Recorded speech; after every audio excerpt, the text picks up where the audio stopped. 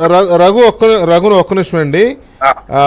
Election commission కేంద్ర ఎన్నికల సంఘం డీజీపీతో చీఫ్ సెక్రటరీతో చర్చలు అంటే వాళ్ళతో వివరణలు తీసుకున్న తర్వాత జరిగిన హింస మీద చాలా సీరియస్ యాక్షన్స్ తీసుకుంటూ commission takes tough stand against post poll violence in Andhra Pradesh, directs chief secretary and DGP to take strict action against culprits అంటూ కొన్ని ఇవిచ్చి దాంట్లో ఒక 6 అధికారుల మీద చాలా సివియర్ యాక్షన్స్ రికమెండ్ చేశారు.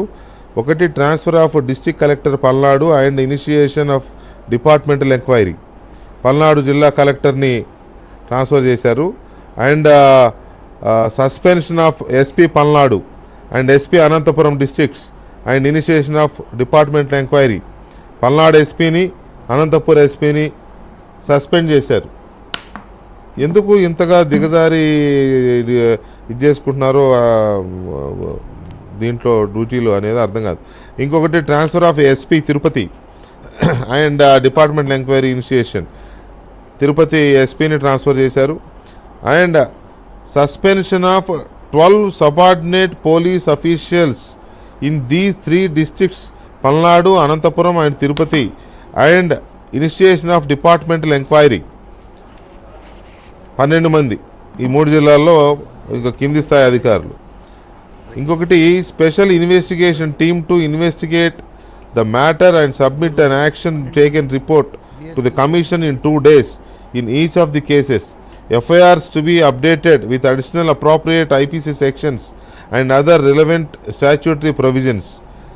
Aravadi state has requested to retain 25 CIPF companies for 15 days after counting to control any possible violence after declaration of results.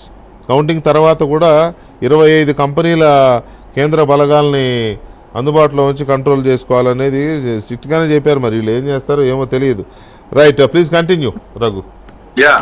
So ఖచ్చితంగా ఇప్పుడు అధికారులు ప్రజలకి బాధ్యతగా ఉండాలి తప్పించి పెద్దలకి బాధ్యతగా ఉంటే ఇలాగే జరుగుతుంది. ఏ అధికారైనా సరే, కేంద్ర ప్రభుత్వ అధికారైనా రాష్ట్ర ప్రభుత్వ అధికారైనా ఎవరైనా సరే ఈ విధమైనటువంటి అంటే నాయకుల వెనకాల తిరిగితే ఇలాంటి ప్రాబ్లమ్స్ ఎదుర్కోవాల్సి వస్తుంది.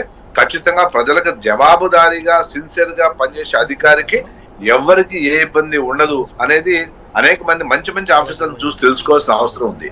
సో ఇది ఇందాక మాట్లాడుతూ ఎక్కడ చూసినా సరే అంటే ఇక్కడ ఒక విషయం మనం మాట్లాడుకోవాలి ఏంటంటే, జగన్మోహన్ రెడ్డి గారు ముఖ్యమంత్రిగా టోటల్ గా పరిపాలన శూన్యం. పాపం కేవలము ఉచితాలు తప్పించి లేవనేది అందరికీ తెలుసు, కొత్తగా చెప్పాల్సిన పని లేదు. కానీ అంత కాన్ఫిడెంట్ గా అంటే మంత్రులు కాన్ఫిడెంట్, గతంలో మేము చెప్పాను గుర్తుందా మన దానిలో నేను చంద్రబాబు నాయుడు ఓడిపోడు, మంత్రులు ఓడిపోతున్నారు, మంత్రుల వల్ల ప్రభుత్వం పోతుంది 2019లో చెప్పావు నువ్వు ముందే చెప్పాను.